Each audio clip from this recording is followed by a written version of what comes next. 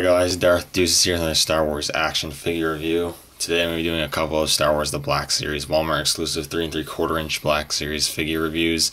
Been a little while since I've done some of these. It's been a long time since I've been able to find any of the new wave. And I was finally able to find the Royal Guard Ahsoka Tano wave, which was released right around Force Friday. And the luck with finding these waves has been iffy. Some people have been able to find a ton of this wave, and others haven't been able to find it at all. I was lucky and just found this wave the other day. All the figures. So I'll be giving you a look at a couple of them, and I'm going to give you a look at Ahsoka Tano today. This whole wave consists of repacked vintage collection figures, which is really cool for people who missed out on them. It's basically a catch-up wave. For people who missed out on these figures, it's a really good way to get the figures you missed out on. So I really like that, and I didn't get any of the figures in this wave, so I'm really happy about that. Ahsoka Tano here is based on her post-season 3 appearance in her more mature outfit, I guess you could say, from the Clone Wars, but translated into a more realistic style, which they did with a couple other characters in the vintage collection, with Anakin Skywalker and Obi-Wan Kenobi. She was the most popular one, and she became, I think she was part of the online exclusive wave, which in turn made her hard to get, which in turn made her really rare. The vintage collection version of this figure is pretty expensive, so it's really cool that they repacked this one for people who don't want to pay a fortune to get this figure. Might as well take a quick look at the figure in the packaging. So here's the standard Black Series 3 3/4 inch Walmart exclusive packaging. It's basically a scaled down version of the 6 inch packaging. You get the black with the red backdrop, the window showcasing the figure. Image of Ahsoka looks pretty cool. Ahsoka Tano. Ahsoka Tano doesn't have a number because it's exclusive, though I think they could give these figures numbers, honestly. And you got another image of Ahsoka. And then you do have a brief write up there. It says Anakin Skywalker's apprentice Ahsoka Tano left the Jedi Order before it was destroyed during the Great Jedi Purge, but the truth of her fate remains unknown. Well, now we know what happened to her, but this is a really cool figure. I'm going to get it opened up. I want to take a closer look at the figure inside. Now we have Ahsoka out of the packaging. This is a pretty cool figure. A much more quality figure than that of the 5 POA figures, of course. It is really cool. I mean, even though it is repack, I've never owned this figure, so it is a new figure to me. And it's really good. So let's take a closer look here. So looking at the sculpt and whatnot, the head sculpt's pretty nice. They translated it well from the cartoon stylized look to a more realistic look, and it looks pretty good. The paint on the head is good for the most part. A little sloppy down below, but not too bad. You got the little gold jewelry thing that's on her head. And one strand on the back is longer than the other side, which is accurate, I believe, so that's cool. You got the back of the torso, and you got her orange colored skin, which is nice. Got the musculature sculpted in with the shoulder blades, really cool. You got the detail of the outfit sculpted in, which is really nice.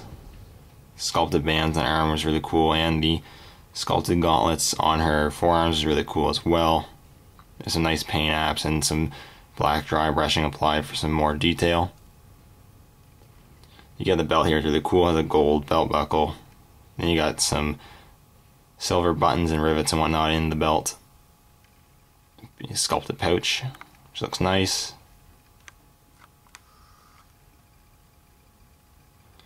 Then you got a soft goods little skirt thing, which makes it articulation a little easier. Got this little purple painted front piece, so it looks cool. And you got her leggings there, it looks nice. Have the little diamond cutouts in there, and you can see her skin underneath, which is cool. They painted the pant legs hinges black, which is nice. They do match. The hinges on all the joints match, which is really nice as well.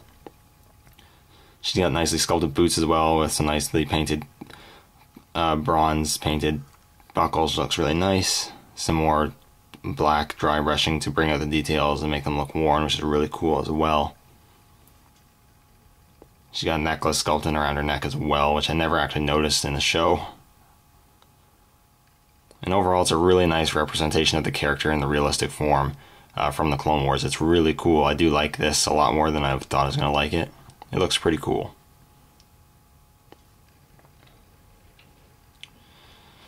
So putting her back down here. In terms of articulation, she's obviously way better articulated than most of the 3 3/4 inch figures we get now.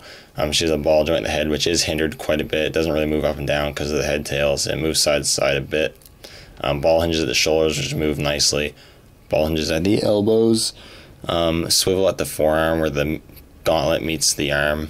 A swivel at the waist. Unfortunately, only swivel at the hips, which is unfortunate as Ahsoka is quite a agile character. It would have been nice to have ball hinges there. Ball hinges at the knees, and ball hinges at the ankles, which are a little bit hindered by the sculpt of the boot. But overall, great articulation all around. Not much to complain about there. In terms of accessories, she does come with her lightsabers, which is nothing much to gawk at, but it's nicely sculpted. You got silver paint ash and some black highlights, so it's cool. You got a nice green blade, which looks nice. You also have the Shoto, which is a cool little piece, the shorter lightsaber, which again has a silver paint app, nicely sculpted with some black highlights and a nice green blade. And she looks really cool holding them. They sculpted the hands in such a way that it looks good if you put her holding them in the reverse position. It looks really nice. She also comes with 2 unlit lightsaber hilts. There's the Shotos, and then the main lightsaber is sculpted really nicely, I think. And those can be plugged in on her belt. And they plug in nice and securely. Where's the other one? Put this on the other side there. They're a little finicky to get in, but once they do get in, they look pretty good. And there you have them hooked onto her belt, and they look pretty good.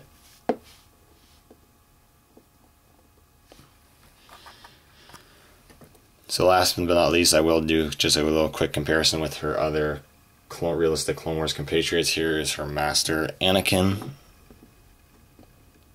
And they look really good together, I must say.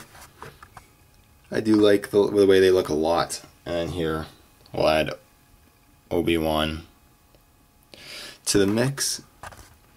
And she looks really good displayed along these two guys. This is definitely how I'm going to be displaying my Ahsoka along these guys. They look really good together. They really complement one another really nicely, and I think it looks really cool. Overall, I think this is a really great figure. If you're not a fan of the character, it's an easy pass, or if you already have the vintage collection version in loose or whatever, it's an easy pass. But if you don't have the figure already and you're a fan of the character, then I highly recommend picking this one up if you can find it. Anyways, thank you guys so much for watching, and may the Force be with you.